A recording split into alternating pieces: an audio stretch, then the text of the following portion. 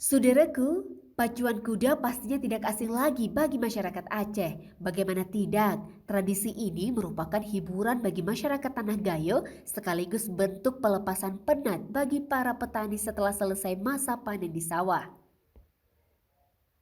Tribun Gayo TV berkesempatan berkunjung ke tempat penangkaran kuda atau tempat pelatihan kuda pada Rabu 5 Oktober 2022. Berlokasi di Kampung Karangrejo, Kecamatan Bukit, Kabupaten Benar Meriah, tepatnya di samping lapangan kuda Sengeda.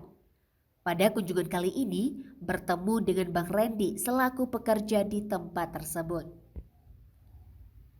Disampaikannya untuk merawat kuda pacu begitu penting diperhatikan, sebab hewan ini membutuhkan energi dan kecepatan yang lebih daripada jenis kuda biasanya. Untuk merawat kuda pacu itu ada 6 cara. Dari mulai kandang, pakan, siapkan ladang rumput, bersihkan kandang, kebersihan tubuh, dan lepas tapaknya, ucapnya. Untuk diketahui, kuda-kuda di sini memang dipersiapkan khusus untuk perlombaan pacuan kuda yang biasanya diadakan dalam setiap tahunnya. Selain itu, untuk kuda yang diperlombakan harus di umur 2 tahun ke atas.